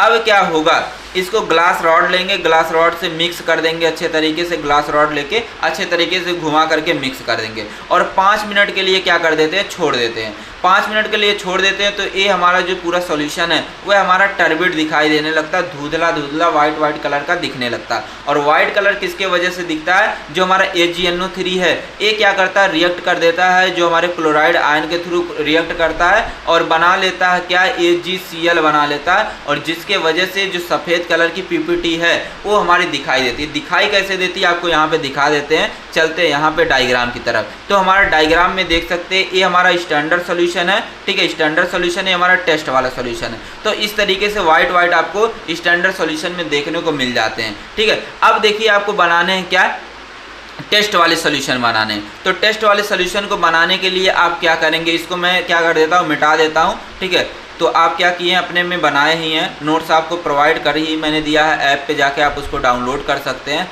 अब क्या किया आपने, नेशनल सिलेंडर ए लिया था, अब नेशनल सिलेंडर बी लेंगे। तो नेशनल सिलेंडर बी मैंने क्या किया, ले लिया इस तरीके से। अब इस नेशनल सिलेंडर बी के अंदर क्या करेंगे, जिसकी हमें इम्प्योरिटी चेक करनी है, मतलब कि क्लोराइड की इम्प्योरिटी जिस कंपाउंड की चेक करनी है, ठीक है, उस सैंपल को क्या करेंगे, इसके अंदर डाल लेंगे। फिर क्या करेंगे, इसके अंदर 20 ml क्या करेंगे, वाटर को भी डाल लेंगे इसी के अंदर। फिर उसके बाद जो चीज़ें इसमें लिखी गई इस वाले पॉइंट से, सेकंड वाली पॉइंट से, वही सारी चीज़ें इसमें भी लिख देंगे। मतलब कि वही हमारा 10 ml डाइल्यूट HNO3 इसके अंदर ऐड करेंगे, 50 ml हमारा वाटर ऐड करेंगे, फिर 0.1 मोलर का AgNO3 1 ml क्या करेंगे, इसके अंदर ऐड करेंगे, ग्लास रॉड से मिक्स करेंगे। मिक्स करने के बाद क्या करेंगे, 5 मिनट के लिए छोड़ देते हैं, उसके अंदर टर्बिडिटी हमें देखने को मिल जाती है। अब ध्यान क्या देना है, अब ध्यान आपको यहाँ पे देने हैं ऑब्जर्वेशन में आपको ध्यान देने हैं कि ये मैंने बोला कि क्या स्टैंडर्ड सॉल्यूशन है, हमारा टेस्ट वाला सॉल्यूशन है।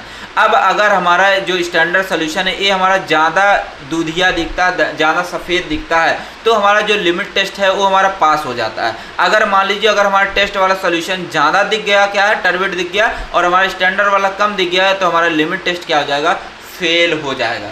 ये हमारा कहलाता है क्या, लिमिट टेस्ट फॉर क्लोराइड होता है। कैसे करते हैं मैंने सारे प्रोसीजर आपको बता दिए।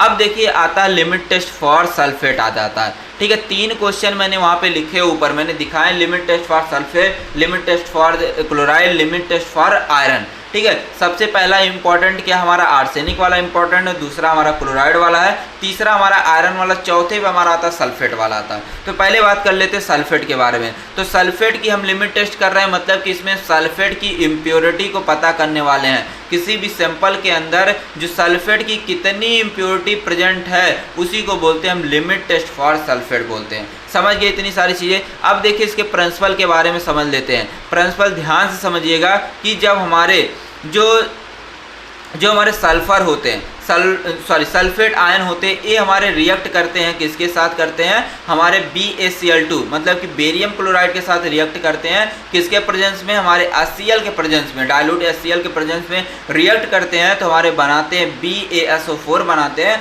और जिसके वजह से हमें टर्बिडिटी देखने को मिलती है। ये पॉइंट आपको ध्यान देखना, वही सारी चीज़ें यहाँ पे लिखी गई है। अब देखिए आपको क्या करना, प्रोसीजर कैसे फॉलो करना, कैसे आप लैब में इसको परफॉर्म करेंगे। मैंने बोला था कि आप क्या करेंगे, जैसे क्लोराइड का करना है, सल्फेट का करना है, आयरन का करना है, सबके लिए क्या करते हैं आप, नेशनल सिलेंडर का यूज़ करते हैं। तो सबसे पहले क्या बनाते हैं आप, स्टैंडर्ड सॉल्यूशन बनाते हैं। स्टैंडर्ड सॉल्यूशन बनाने के लिए क्या करेंगे, एक नेशनल सिलेंडर ले लेंगे। इस नेशनल सिलेंडर के अंदर क्या करेंगे, 1 ml standard sulphate containing solution को क्या करेंगे, डाल लेंगे। फिर इसी के अंदर आप क्या करते हैं, 2 ml डाइल्यूट HCl को क्या करेंगे, इसी के अंदर डाल लेंगे। फिर क्या करेंगे, 50 ml जो वाटर को डाल करके वैल्यूम को क्या करते हैं, मेकअप कर लेते हैं। फिर उसी के अंदर क्या करते हैं, 5 ml बेरियम सल्फेट रिएजेंट डालते हैं। फिर क्या करते हैं, ग्लास रॉड से हम क्या करते हैं, इसको स्टीयर कर देते हैं, अच्छे तरीके से मिक्स कर देते हैं और 5 मिनट के लिए छोड़ देते हैं। फिर इसके अंदर क्या होता है, तो हमें वाइट कलर की जो है टर्बिडिटी देखने को मिल जाती है, धुंधलापन देखने को मिल जाता है। अब देखिए आपने क्या किया, स्टैंडर्ड सॉल्यूशन आपने बना लिया। अब क्या करना है आपको, बनाने टेस्ट वाले सॉल्यूशन बनाने हैं। अब देखिए टेस्ट वाले सॉल्यूशन को बनाने के लिए आप क्या करेंगे, दूसरा नेशनल सिलेंडर लेंगे। ओ कैसा नेशनल सिलेंडर बन गया, ठीक है। अब क्या करेंगे, दूसरा नेशनल सिलेंडर आप लेंगे। नेशनल सिलेंडर में क्या करेंगे, सबसे पहले आप क्या करेंगे, सैंपल डालेंगे। सैंपल क्या करेंगे, स्पेसिफिक अमाउंट में आप सैंपल ले लेंगे, 1 ml 2 ml ले लेंगे सैंपल। फिर क्या करेंगे, 20 ml क्या करेंगे, आप डालेंगे, वाटर को डालेंगे, और जो चीज़ें इसमें फॉलो किए हैं, जो चीज़ें किए हैं दूसरे स्टेप से, वही सारी चीज़ें इसके अंदर भी करेंगे। तो इसमें लास्ट में टर्बिडिटी हमें देखने को मिल जाती है। ठीक है, एक मैं पूरे अच्छे तरीके से स्टैंडर्ड वाला बता दे रहा हूँ, बस टेस्ट वाले में क्या करना, पहला वाला जो पॉइंट लिखा गया वही खाली चेंज करने हैं, बकिया दूसरे पॉइंट से सारी चीज़ें हमारी सेम रहेंगी। ठीक है, ये आपको ध्यान देने हैं। अब देखिए क्या होता है कि आपने ये सारी चीज़ें कर लिया, 2 नेशनल सिलेंडर लिया, इस तरीके से आपने क्या किया, बना करके परफॉर्म कर लिया। ये हमारा हो गया टेस्ट वाले का रिजल्ट, ये हमारे हो गया स्टैंडर्ड वाले का रिजल्ट हो गया। अब हमारा अगर वही ऊपर वाला कॉन्सेप्ट आपको लिखना है, अगर हमारा स्टैंडर्ड वाला ज़्यादा टर्बिड रहता है किसके कंपेयर वाले में, टेस्ट वाले के कंपेयर में, तो हमारा लिमिट टेस्ट क्या हो जाता है, पास हो जाता है। अगर हमारा टेस्ट वाला क्या हो जाता है, ज़्यादा टर्बिड हो जाता है, स्टैंडर्ड वाला कम टर्बिड रहता है, तो हमारा लिमिट टेस्ट क्या हो जाएगा, फेल हो जाएगा। तो सारी चीज़ें यहाँ पे लिखी गई, देख करके लिख सकते हैं। ठीक है, अब देखिए बात करते हैं क्या, लिमिट टेस्ट फॉर आयरन के बारे में 7 नंबर में प्रीवियस ईयर क्वेश्चन पेपर में पूछा गया। ठीक है, अगर आपको लगता है इंपॉर्टेंट है तो वीडियो को लास्ट तक जरूर से देखिएगा। ठीक है, अगर आपको नहीं लगता तो आप जा सकते हैं, कोई दिक्कत नहीं, कोई परेशानी नहीं है, मुझे कोई परेशानी नहीं होने वाले, बहुत स्टूडेंट देखने के लिए बैठे हैं। ठीक है, मैं आपसे बस रिक्वेस्ट कर सकता हूँ वीडियो को लास्ट तक देखिएगा और चैनल को सब्सक्राइब लाइक जरूर से कर दीजिएगा, क्योंकि रात के बज चुके हैं, खुद ही आप देख सकते हैं 1:50 हो चुके हैं। ठीक है, 1:50 हो चुके हैं रात के, जो मैं वीडियो बना रहा हूँ आप सभी के लिए। ठीक है, तो मैं कहूँगा जितने भी बच्चे आज के सेशन में जुड़े हैं सभी लोग क्या करिए, आज के सेशन को लाइक करिएगा, ठोकिएगा, सब्सक्राइब भी करिएगा, जितने भी आपके जानने वाले हैं सभी को करिएगा। तो आज देख सकते हैं मैं इस तरीके से क्लास ले रहा हूँ।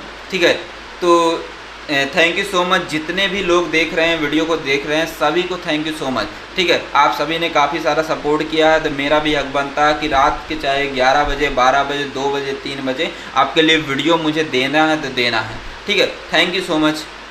तो आइए बात करते हैं यहाँ पे लिमिट टेस्ट फॉर आयरन के बारे में। आयरन का लिमिट टेस्ट जो है ये 7 नंबर में एग्ज़ाम में आया है। तो यहाँ पे सबसे पहले लिखेंगे कि लिमिट टेस्ट होता क्या, मैंने ऊपर भी बताया था। ठीक है, फिर लिखेंगे कि लिमिट टेस्ट फॉर आयरन होता क्या। तो यहाँ पे लिमिट टेस्ट फॉर आयरन है, डिफिनेशन सबकी सेम है, बस आपको यहाँ पे क्या करना है, आपको वर्ड यूज कर देना, आयरन यूज कर देना। क्या कि ऐसा लिमिट टेस्ट जिसकी हेल्प से हम क्या करते हैं कि किसी भी सैंपल के अंदर आयरन की कितनी इम्प्योरिटी प्रेजेंट है, जब उसको चेक करते हैं, मतलब कि पता लगाते हैं, उसको बोलते हैं हम लिमिट टेस्ट फॉर आयरन बोलते हैं। दूसरी भी डिफिनेशन मैंने लिख रखी है कि हमारा जो लिमिट टेस्ट फॉर आयरन होता है एक तरीके का लेबोरेटरी टेस्ट होता है, मतलब कि इसको लैब में परफॉर्म करते हैं। इसकी हेल्प से क्या करते हैं कि हमारे इनऑर्गेनिक सब्सटेंस के अंदर कितना हमारा आयरन का अमाउंट प्रेजेंट है उसको हम पता लगाते हैं, डिटरमाइन करते हैं, उसी को बोलते हैं हम क्या, लिमिट टेस्ट फॉर आयरन बोलते हैं। अब आइए इसके प्रिंसिपल के बारे में समझ लेते हैं। ठीक है, बस 1-2 क्वेश्चन और बचे हैं लॉन्ग के, एक क्वेश्चन मुश्किल से बचे होंगे, फिर इसके बाद हमारे कंप्लीट हो जाएंगे। शॉर्ट क्वेश्चन बस 5 मिनट लगेंगे। बस वीडियो जैसे आपने यहाँ तक देखा, बस थोड़ा सा धैर्य बना के और देखते रहिए। वीडियो अगर लॉन्ग होते अगर आप कहते हैं कि सर थोड़ा थोड़ा करके बनाइए, तो मैं आपके ही अनुसार वीडियो बनाऊंगा। बस वीडियो को आप देखिए, लास्ट तक देखिए, आपको सारी चीज़ें समझ में आने वाली है। तो यहाँ पे बात करते हैं इसके प्रिंसिपल के बारे में। प्रिंसिपल आपको समझना है, जैसे मान लीजिए कि मेरे पास यहाँ पे सैंपल है, इस सैंपल के अंदर हमारे जो फेरस मतलब कि आयरन के मॉलिक्यूल क्या है, प्रेजेंट है, मतलब कि यही हमें पता करना कि कितनी मात्रा में है। तो यहाँ पे मैंने ले लिया फेरस आयन ले लिया। अब ये फेरस आयन हमारा रिएक्ट करता है थायोग्लाइकोलिक एसिड के साथ, रिएक्ट करता है किसके प्रेजेंस में, अमोनियम सिट्रेट के प्रेजेंस में, और यहाँ पे हमारा बनाता है क्या, मिलके बना लेता है फेरस थायोग्लाइकोलेट बना देता है, फेरस थायोग्लाइकोलेट बना लेता है। और इसी के वजह से हमें क्या मिलेगा, डीप रेडिश पर्पल कलर मिलेगा, रेडिश पर्पल कलर देखने को मिलेगा। ठीक है, और जिससे हम पता लगा लेंगे कि हमारे सैंपल के अंदर क्या थी, हमारी इम्प्योरिटी प्रेजेंट थी किसके, आयरन की थी। तो मैंने बोला कि हमारे जो आयरन के मॉलिक्यूल से रिएक्ट करते हैं थायोग्लाइकोलिक एसिड के साथ, किसके प्रेजेंस में, अमोनियम सिट्रेट के साथ, तो हमारे बनाते हैं क्या, फेरस थायोग्लाइकोलेट बनाते हैं, और जिसके वजह से हमें डीप रेडिश पर्पल कलर की टर्बिडिटी देखने को मिलती है, और जिससे हम पता कर लेते हैं कि हमारे जो सैंपल है उसके अंदर हमारी आयरन की इम्प्योरिटी प्रेजेंट है। ठीक है, ये सारी चीज़ें आप कर लेंगे। अब यहाँ पे थोड़ा रिएक्शन आपको क्या करना, थोड़ा आपको रटने पड़ेंगे, रटने की ज़रूरत नहीं, आपको समझा देता हूँ। ठीक है, आपको देखना है क्या, देख सकते हैं सारी चीज़ें। अब देखिए यहाँ पे बीच में बना दीजिए फेरस आयन, फेरस आयन आपने बना दिया। अब देख लीजिए यहाँ पे C+O आपने लगा दिया। ठीक है, अब देखिए आपको क्या करना है, C2H मतलब कि यहाँ पे 2 मॉलिक्यूल्स इसके हैं, 2 मॉलिक्यूल्स हैं, तो 2 मॉलिक्यूल्स मतलब इसके मिलेंगे, 2 मॉलिक्यूल्स इसके मिलेंगे, तब जाके ए हमारा पूरा बनेगा। तो एक देख सकते हैं इस साइड हो गया, ए मतलब कि एक इस साइड हो गया और दूसरा वाला हमारा इस साइड हो गया। एक मतलब कि यहाँ पे एक ही रहेगा, इसको एक कर लीजिएगा, सॉरी एक ही कर लीजिएगा। एक हमारे हो गए बीच में फेरस आयन हो गए और हमारे 2 मॉलिक्यूल्स हो गए थायोग्लाइकोलिक एसिड के हो गए। तो इस तरीके से आपको क्या करना है, इसको बना लेना है। समझिए इतनी सारी चीज़ें। अब देखिए बात करते हैं केमिकल क्या क्या ज़रूरत पड़नी है जब आप लिमिट टेस्ट फॉर आयरन करने जाते हैं। तो आपको सबसे पहले चाहिए होता है थायोग्लाइकोलिक एसिड चाहिए होता है। थायोग्लाइकोलिक एसिड क्या करता है कि जो हमारे Fe3 को कन्वर्ट कर देता है Fe2 पॉजिटिव में, फेरस को फेरिक में कन्वर्ट करने का काम करता है। ठीक है, और यही हमारा क्या करता है, पर्पल कलर का सॉल्ट देता है। ठीक है, पर्पल कलर हमारा यही देता है। और यहाँ पे हमारा जो अमोनिया है ये हमारा क्या करता है, बेसिक मीडियम प्रोवाइड करता है। ठीक है, इसका काम है। और जो हमारा सिट्रिक एसिड रहता है ये हमारा पीपीटी मतलब कि प्रेसिपिटेट को रोकता है। ठीक है, किसके साथ, हमारे अमोनिया और आयरन के साथ। अमोनिया और आयरन आपस में रिएक्ट करके पीपीटी ना बना पाए, ऐसे रोकने का काम हमारा सिट्रिक एसिड करता है। तो ये हमारे हो गए केमिकल और उनका क्या हो गया, रोल हो गया। अब देखिए बात करते हैं इसके प्रोसीजर के बारे में। प्रोसीजर आपको ध्यान से समझने हैं। तो सबसे पहले आप लेंगे नेशनल सिलेंडर, सबके लिए नेशनल सिलेंडर लेंगे, बस आर्सेनिक का लिमिट टेस्ट छोड़ करके। ठीक है, इसमें क्या करेंगे, आप स्टैंडर्ड सॉल्यूशन बनाएंगे तो इसके लिए 2 ml आप स्टैंडर्ड आयरन सॉल्यूशन क्या करेंगे, इस नेशनल सिलेंडर के अंदर डाल लेंगे। फिर क्या करेंगे, 40 ml वाटर को ऐड करेंगे इसके अंदर। फिर क्या करना है, 2 ml आपको सिट्रिक एसिड ऐड करना। कितने परसेंट का, 20% वेट बाई वॉल्यूम का, मतलब कि आप 20 ग्राम लेंगे क्या,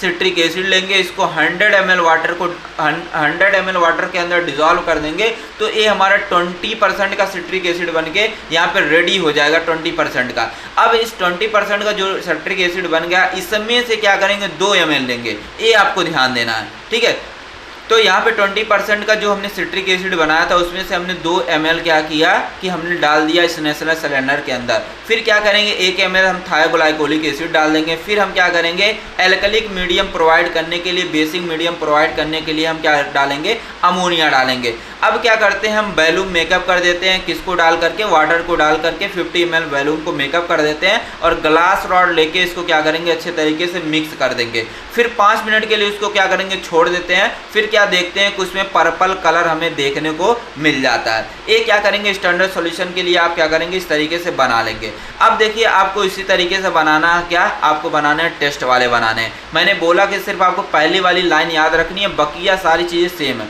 तो नेशनल सिलेंडर बी लेंगे, मतलब कि दूसरा नेशनल सिलेंडर ले लेंगे। फिर इसके अंदर स्पेसिफिक अमाउंट में जो सैंपल रहेगा जिसके अंदर हमें आयरन की इम्प्योरिटी पता करनी है उसको ले लेंगे। फिर उसके अंदर हम 40 ml वाटर डालेंगे।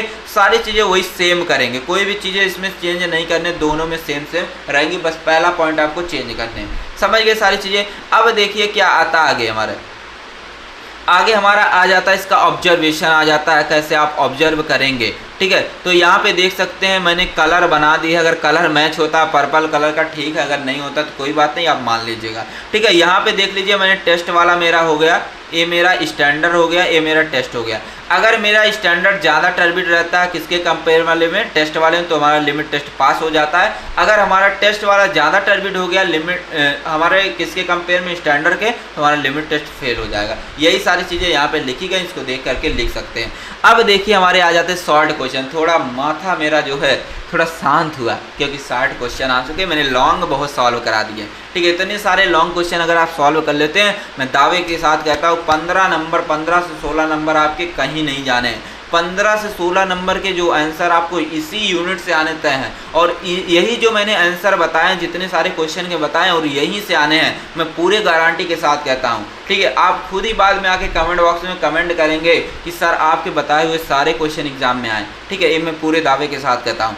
ठीक है, आइए बात करते हैं हम शॉर्ट क्वेश्चन के बारे में। ठीक है, जो चीज़ें मैंने ऊपर बता दी वैसे अगर आपने पूरे सॉल्व कर लिए भैया, ठीक है। तो कोई भी क्वेश्चन ऐसा नहीं हो सकता जो नहीं होगा, ठीक है, सब वहीं से आने वाले हैं, ठीक है।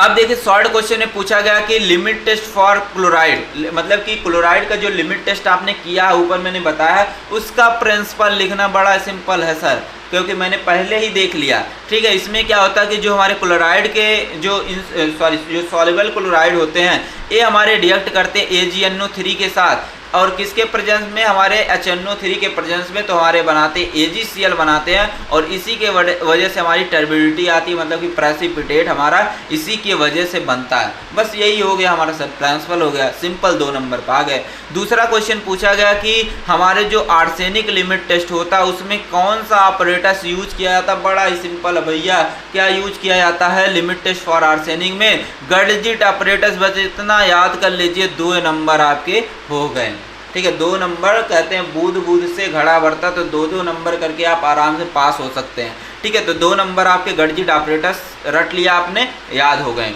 ठीक है। आर्सेनिक में कौन सा होता है, गर्डजिट ऑपरेटस यूज होता है। अब देखिए पूछा है कि यहाँ पे बताना कि what is pharmacopoeia in different pharmacopoeia, मतलब कि फार्माकोपिया क्या होती है, इसको कमेंट बॉक्स में आपको बताने, आपके लिए मैंने छोड़ करके रखे हैं। फार्माकोपिया क्या होती है, सूटिक्स में भी पढ़ा है आपने, इनऑर्गेनिक में भी पढ़ा है आपने, क्या एनालिसिस में भी पढ़ा है। तो फार्माकोपिया क्या होती है आप अपने मन से बताइएगा कमेंट बॉक्स में, और कितने टाइप की फार्माकोपिया होती है इसको भी आप कमेंट बॉक्स में ही बताएंगे।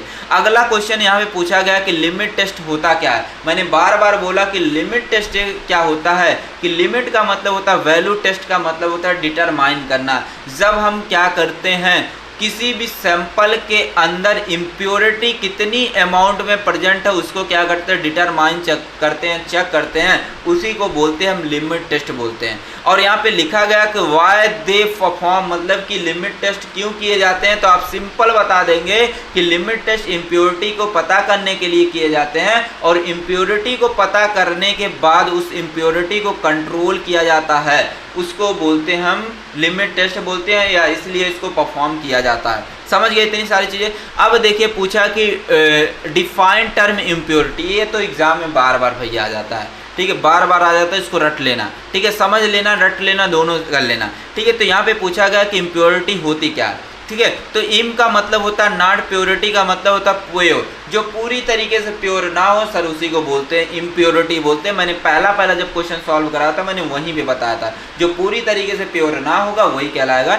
इम्प्योरिटी कहलाएगा। तो डिफिनेशन लिखा है कि यहाँ पे इम्प्योरिटी जो होता है may be define the unwanted material present in the pure substance. जब हमारे प्योर सब्सटेंस के अंदर कोई अनवांटेड मटेरियल आ जाता है और इसकी प्योरिटी को खराब कर देता है, वही कहलाता है हमारी इम्प्योरिटी कहलाती है। डिफिनेशन सिंपल है। और अगला पूछा गया what term latest addition in IP. IP का लेटेस्ट एडिशन कौन सा है, 2022 है, लेटेस्ट एडिशन चल रहा है 2022 है।